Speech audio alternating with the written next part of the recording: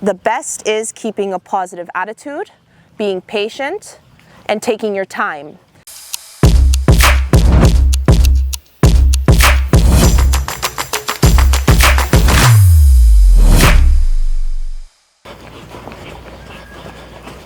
Yeah, and now hands a bit forward and pet him. There you go.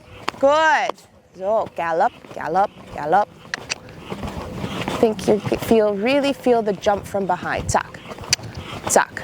Yeah, feel that? Tuck. So playful fingers. Good. There you go. And pet him, pet him. And ride the canter when you pet him. Outside rein. Yeah. The outside. Yeah.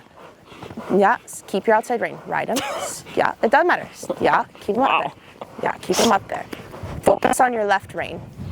Focus on your left rein. You need to put your weight here because he gets you like this, yes. And then he throws you on that side and then he can change behind.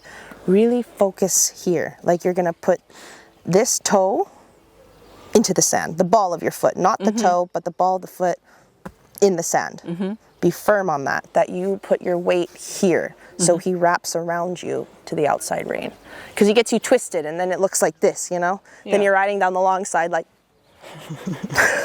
Yeah.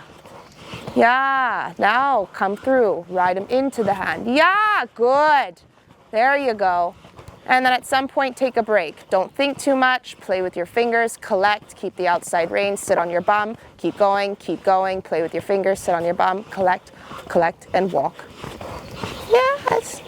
No. Yeah. Play outside, a little bit bending outside.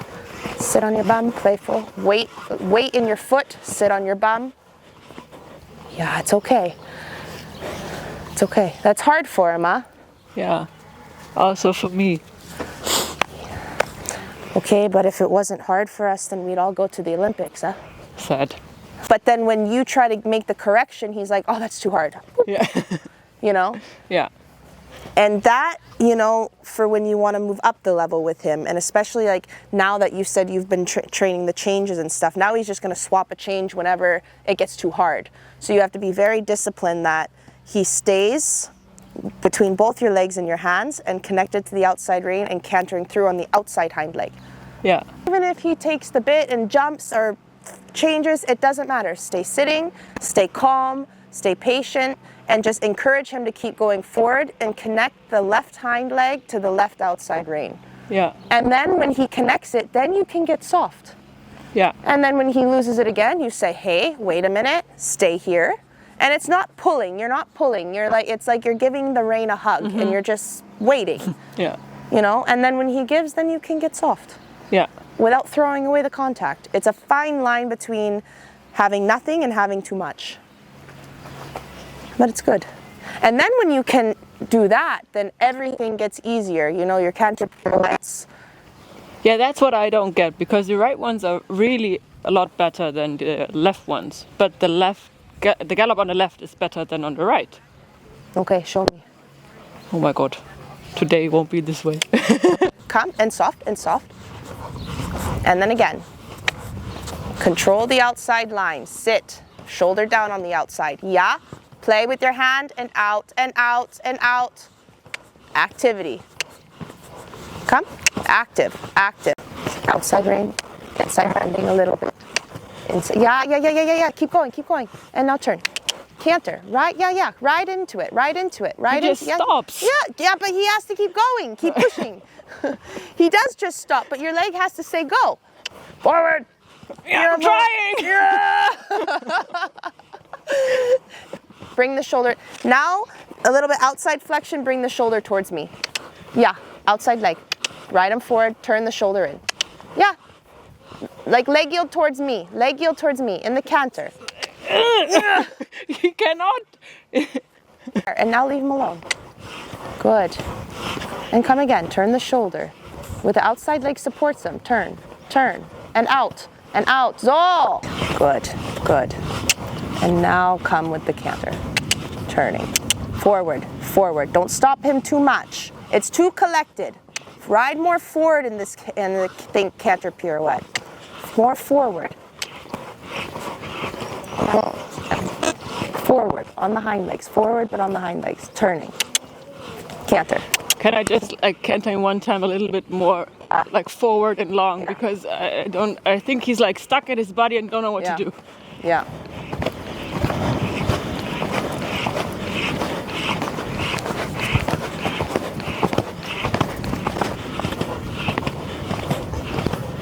Good. There you go. Bending inside a little bit. Good. There's so many things that he can do well. It's just when he gets in that stress mode. Yeah, then he locks behind the saddle, and then he gets like this. Yeah, and you have the feeling you have like a horse there, then one there. I have one here, and then I have one there, and I don't know how to put them into one. Yeah. Yeah, but no, it's and he also gets mentally stuck. Yeah. That's his biggest problem. Yeah. That he doesn't listen anymore. He just goes like, I don't want to do it. He throws a tantrum. Yeah. And you're riding him what at home, like show-wise? He was second in Dressurpferde M and Einsteiner M. Yeah. Last year. And now you this train year, S. I don't want to. I want to like ride my and his first S. Yeah. And M2 star. Yeah. With him, I mean, you're not gonna get through it in a day. But with him, you two get so stuck together in different ways, and when you're home, he has to break here. Because when he's not broken here, then he uses this big thing against you. Yeah. And that's when he takes the bit and gets strong, and then he's hanging on you, and then you guys are just, and which is normal. And he's just going to go more against you. And if you have to send him forward, like, maybe we could have sent him 5 minutes earlier, more forward. But, that happens, and you send him forward, you come back to it, he gives it to you, finished, next thing. Yeah. It's the same thing with my other one. It was like, okay, I sent him forward, I made him go, I brought him back to the walk, asked again, he played games with me, I said, okay, until you take a deep breath, we're staying on this circle, whether you like it or not, and we're gonna breathe. And then he breathed, and then we cantered, and then he looked at me like, oh. That's it? That's what you wanted? It's like, yeah. It's the same with him. Yeah. Duh. You could have been eating your lunch 30 minutes ago. Yeah. We wouldn't be so sweaty in the sun. But I mean, that's with the horses, and everyone has their own learning pace, and you have to get creative. Especially, you have to find your weakness, your strengths, his weakness, his strengths. And you have to try to fit the puzzle pieces in the best that you can. Not every single puzzle piece is going to fit perfectly, but you can try to make it collaborate as close as possible. Yeah. There's going to be a compromise to where you're going to be like, we'll compromise on this, but we're not going to compromise on that. Yeah. And it's not mean like you have to demand it, but you have to, both of you come to an agreement. Like, I know you have to bend this way, you have to bend this way, I'll be a little bit here. And then that's how you create the partnership, Everyone has this vision of it has to be like this, but at the end of the day, you know the horse, you know how he is, and you know how to best push the limit and not push the limit. Yeah. So for you to say, I have to send him forward, send him forward. It's your horse, you know him the best. Yeah. It doesn't matter if it's me helping you or anyone else. At the end of the day, if you're riding, it's the same thing. Like if Lucas tells me to do something on the horse, I'll tell him, I was like, I understand what you want, but this isn't the right moment for it. Yeah. Because your feeling can be different than what we see on the ground. Yeah. And and if he goes against you, it's an entirely normal process when trying to do new things. Yeah. Take your time, really, really be patient, and really feel where you're going, and good transition. It's okay. Take your time. Play with your hands. Take your time. When you're training something new and it's not working, the worst thing we can do as riders is get so frustrated. And it's hard because we're people. We have emotions and we use our emotions. And that's exactly what we did. We stopped, we walked for 5 minutes, discussed something. Yeah. Feelings and he got went to away. cool off, like his his mentality. He got to like cool Yeah, down mentally. Exactly. And so you got to process, he got to process, you picked it back up, boom, good, finish. Yeah. And he's still quiet. I constantly have to remind myself it is not feasible, it's not possible to create perfection in the saddle. The goal is perfection, the picture. Yeah. But it's not possible to achieve. All you can do is your best every single time. Yeah. And the best is keeping a positive attitude, being patient, and taking your time. And when you do those 3 things, the result happens. Yeah. And you know what? 50 million bad things are going to happen along the way. And that's completely okay. That's the process. Yeah. The more that you have failures, the more positives come out of it. You can only learn by making faults. Yeah. Because making faults creates that corner. Yeah. And it's the same for this way. Take your time.